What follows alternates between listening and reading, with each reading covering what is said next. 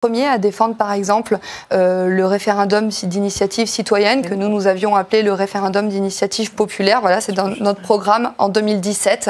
Donc nous sommes d'ailleurs souvent taxés avec un petit peu de méchanceté, de populiste par nos adversaires, mais nous revendiquons le fait d'être un parti politique à l'écoute du peuple et d'avoir une présidente à l'écoute du peuple. Sarah Legrain, c'est un peu aussi votre proposition. Je peux avoir juste une brève réaction justement sur la question démocratique. Le référendum d'initiative citoyenne tel qu'il a été demandé dans le pays très largement par les Gilets jaunes, mais tel qu'il était aussi applaudi par une majorité de Français selon les enquêtes d'opinion, il comprenait aussi le référendum révocatoire et le référendum constituant, c'est-à-dire l'ambition de pouvoir révoquer un élu qui ne tient pas ses promesses, ce qui n'est pas le choix d'aucun des partis que je sache, autre que la France Insoumise et certainement pas celui de Marine Le Pen qui a d'ailleurs refusé le référendum révocatoire.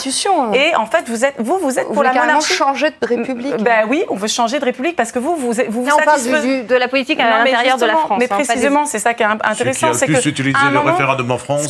Attendez, Monsieur, alors arrêtez de faire la leçon à tout le monde. Ça vous ferait du bien un peu de gaullisme d'ailleurs, ça éviterait de privatiser tous les barrages et toutes les autoroutes, la SNCF et compagnie. J'ai voté contre et j'ai déposé un rapport contre la privatisation des barrages. Alors, j'en suis ravie, ça nous fera un point d'accord. Non, mais sur la question démocratique, si je peux, sur la question démocratique, je trouve que il y a quelque chose de paradoxal à dire que en fait, votre Europe finalement, vous voulez que dans chaque nation ait son pouvoir de décision, etc. Nous, on se reconnaît dans la question de la souveraineté populaire, d'accord ? Sauf qu'en fait, pour faire quoi ? Si au sein de la France, vous gardez la monarchie présidentielle qui est honnie par les Français aujourd'hui, qui fait que vous avez des Français qui crient Macron démission partout dans la rue, qui veulent pouvoir décider, qui veulent un pouvoir d'intervention du peuple. Et vous, quand vous parlez de référendum d'initiative citoyenne, c'est intéressant de voir que par contre, le fait de pouvoir dire à un élu tu ne tiens pas tes promesses. Vous ne tenez pas vos promesses, si on est poli, qu'on emploie le mot, mais vous ne tenez pas vos... Et bien précisément, vous savez bien que ce qui se passe depuis des années, c'est que vous avez des institutions qui sont employées par quelques-uns